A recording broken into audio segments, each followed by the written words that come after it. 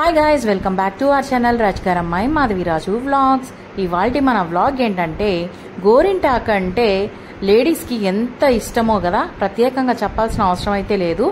మహిళకు గోరింటాకు మధ్య అవినాభావ సంబంధం ఎంత ఉందో తెలుసా? సో ఈరోజు వచ్చేసి గోరింటాకు యొక్క హిస్టరీ అండ్ ఆరోగ్య ప్రయోజనాలు అండ్ ఎర్రగా గోరింటాకు పండాలంటే ఏం చేయాలి అనే టిప్స్ అండ్ గోరింటాకు డిజైన్స్ ఎలా వేసుకోవాలనేది ఈ వీడియోలో నేను మీకు చూపించబోతున్నాను. అంతకంటే ముందు కనుక నా ఛానల్ని ఫస్ట్ టైం చూస్తున్నట్లయితే లైక్ చేసి షేర్ చేసి ఛానల్ని ఖచ్చితంగా సబ్స్క్రైబ్ చేసి సపోర్ట్ చేయండి. సో గోరింటాకుని నార్మల్గా కడగాల్సిన అవసరం లేదు. కాకపోతే నేను కోసుకొచ్చిన గోరింటాకు వచ్చి ఫుల్గా దుమ్ము తర్వాత చీడ పట్టినట్టుగా ఉంది. సో అందుకని చెప్పి కడిగి ఆరబెట్టి నేనైతే గ్రైండ్ చేసుకుంటున్నాను. ఫస్ట్ ఆఫ్ ఆల్ గోరింటాకు ఎర్రగా పండడానికి మనం రుబ్బేటప్పుడు చింతపండు కానీ లేదా లెమన్ కానీ పిండుకొని రుబ్బుకుంటే చెయ్యి ఎర్రగా పండుతుంది. ఆ తమలపాకు కూడా మనం యూస్ చేసుకోవచ్చు. ఇది ఎర్రగా పండడానికి టిప్ అన్నమాట. అండ్ ఈ గోరింటాకు ఎలా వచ్చింది మనుగడలోకి అనేది ఇప్పుడు నేను మీతో షేర్ చేసుకోబోతున్నాను. సో ఈ గోరింటాకు ఏదైనా శుభకార్యాలు లేదా పండగలు వస్తే ఆడపిల్లలంతా చేతులకు గోరింటాకు పెట్టుకొని ఎంతో అందంగా తయారవుతూ ఉంటారు. గోరింటాకు కేవలం అందానికి మాత్రమే కాకుండా ఆరోగ్యానికి కూడా ఎంతో మేలు చేస్తుంది.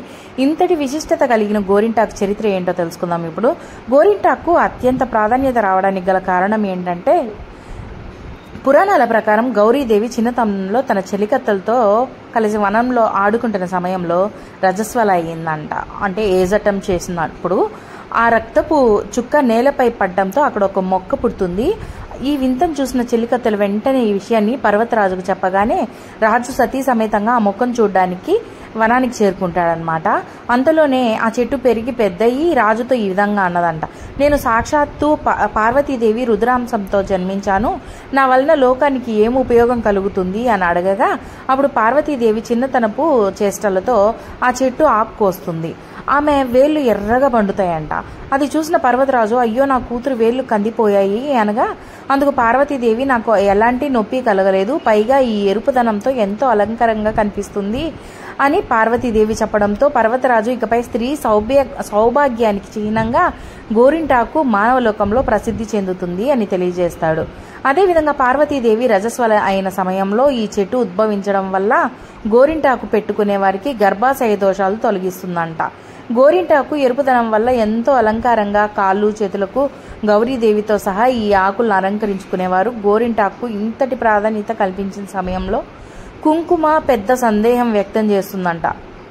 గోరింటాకు ఎర్రగా పండడం వల్ల నుదుటిపై గోరింటాకును పెట్టుకోవడంతో కుంకుమ ప్రాధాన్యత తగ్గిపోతుందేమో అనే సందేహం వ్యక్తం కాగా గోరింటాకును నుదుటిపై పండదని, కుంకుమ ప్రాధాన్యత కుంకుమకే ఉంటుందని తెలియజేశారనమాట. ఇది గోరింటాకు యొక్క హిస్టరీ. అండ్ దీన్ని పెట్టుకోవడం వల్ల వర్షాకాలంలో వచ్చేటువంటి కాళ్ళలో పుండ్లు, ఇరిటేషను, అలర్జీస్, సీజన్ మారడం వల్ల బాడీలో వచ్చే హార్మోనల్ చేంజెస్, తర్వాత వేడి, ఇవన్నిటికీ రకరకాలైనటువంటి సమస్యలకు గోరింటాకు పరిష్కారం అన్నమాట. సో అందుకనే ఆషాఢ మాసంలో గోరింటాకుకి అంత ప్రాధాన్యత ఉంటుంది.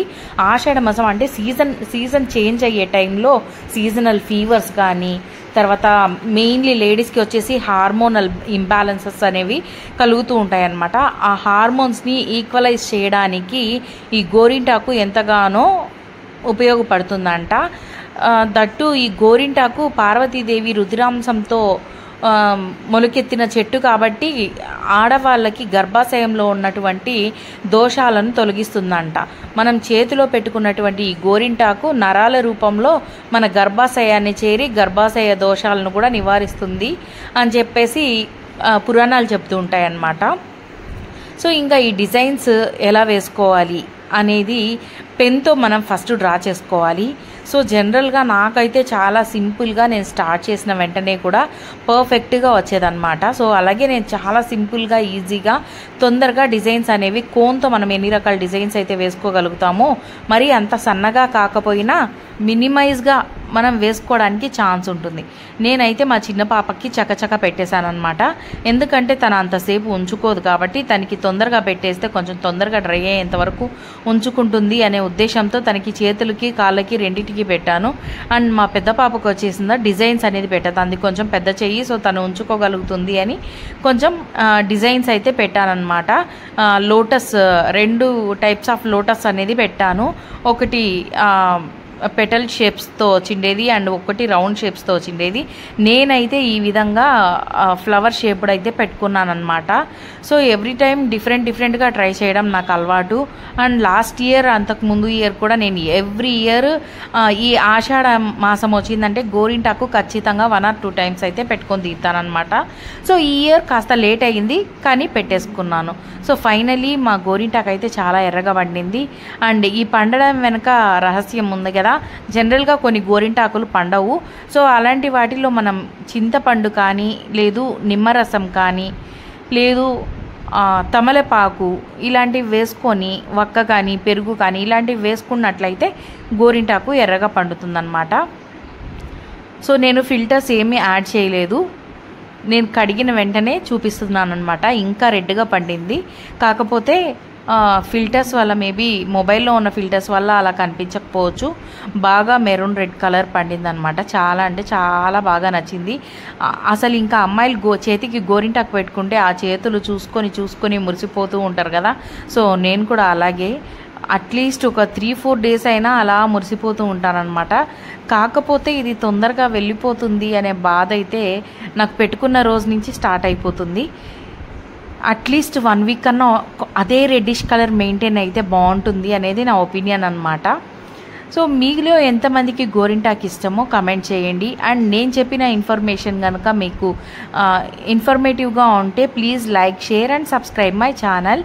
Don't forget to press bell icon. And మీ అమూల్యమైన కమెంట్స్ని నాతో షేర్ చేసుకోండి. Bye bye.